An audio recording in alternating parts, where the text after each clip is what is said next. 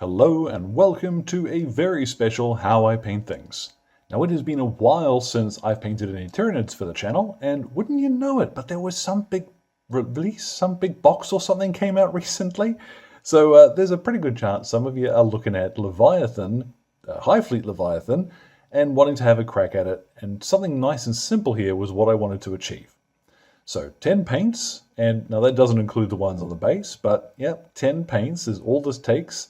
And I think that's a pretty solid result for the time it's going to take. This is nice and fast. So all of the paints will be listed in the description below, the same as always. Let's get started. So first things first is to go ahead and prime the miniature.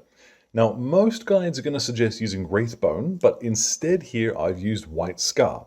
Now, it doesn't matter too much if it's not White Scar, it can be any white primer, just as long as it's white. The reason why I'm starting from a lighter primer here is because we're not going to thin our Magos purple. Again, most guides are going to suggest thinning it down with 2 parts contrast medium to 1 part of the actual contrast. We're not going to do that. So a lighter base that we've got here is going to come in handy. So speaking of that contrast base coat, what I've got is Magos purple, and we are going to put this over the entire miniature. Now I always point out that these methods, they can be used on pretty much any Tyranid Gribbly, but some of the bigger miniatures which have exposed brains and stuff like that, you might not want to contrast those parts. But on the Termagants at least, you can go mad and just cover over the whole thing.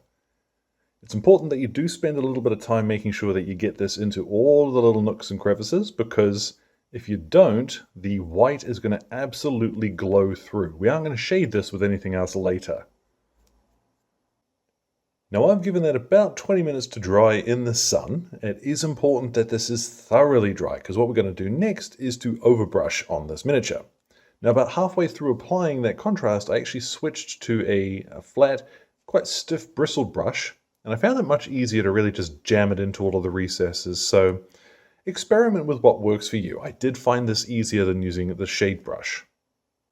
But on the subject of brushes, what I've got here is one of my little soft makeup brushes, and some Pallid Wych flesh. I'm going to work this into my brush, and I'm not too worried if I have a little too much on here. You'll find that the easiest place to start is by dry brushing, or rather overbrushing, across the armor plates first, so that you get an idea of what you're going to leave behind on the skin. And we're going to be quite generous with this. And I will point out, don't worry too much about areas underneath that you can't reach, because keep that little mantra in your mind, I am painting a horde. The bits underneath that you can't reach, you're not going to see on the table when there's 20, 30, 40, 100 of these guys on there. So going over everything, leaving our purple in the recesses. As you see, I have got quite a bit on my brush, and really, I'm using this to add that color back to our Tyranid. After a couple of passes, you should have something that looks like this. You'll notice that I have concentrated mostly on the skin. While I have dry brushed the armor plates, I've left a little bit of purple in there, and I think that looks quite cool. Because I was being fussy, I also did get a different brush and get up underneath them, something I wouldn't necessarily recommend if you are painting a horde, but because I'm painting one, let's spend a little bit of extra time on them. Now, speaking earlier, I mentioned that this was kind of a hybrid, in that what I'm going to do now is to paint in the armor plates with Shyish purple rather than Leviathan purple. Now, Leviathan purple is a wonderful color. It is quite rich and a little bit lighter than Shyish purple. But I prefer the darker, kind of harder looking armor plates on these guys. I might use Leviathan purple on a larger Tyranid, maybe to imply armor plates that aren't quite as hard, like inner facing ones, but for the troops and the basic stuff, Shyish purple is my choice. So I find it easiest on these guys to start from up under the plate in front and then flick towards the back quite quickly, like that. It's a fairly methodical process, but again, you want to make sure that you aren't leaving any visible white primer. Now, one thing to point out is that contrast will very quickly destroy brushes if you're not careful about how you're using it. If you have too much in your brush, it'll all sort of up to the ferrule, which is a little metal bit that holds the bristles in. And as paint collects there and dries over time, it'll slowly spread those bristles and you'll never get a point on a brush again. The reason why I bring this up is that once you've put one side or you've finished off the armor on a Tyranid, rinse your brush off before you do the next one. Just intermittently with water, you'll take care of your brushes just fine. Now what I've got is one of my little flat dry brushes, and here this is some Warpfiend Grey. Now, I used to have to mix this color up, and now it comes in a pot, hooray! Now I'm going to dry brush this to catch the edges of the armor. Now here you'll notice I'm going from back to front, and it's because it's going to help me catch the edges a little more effectively without running over onto the armor plate too much. Once you've got most of that onto the highlight and your brush is a little bit drier, just dry brush along the flat edges and you'll catch some of the wonderful new detail that's on these miniatures.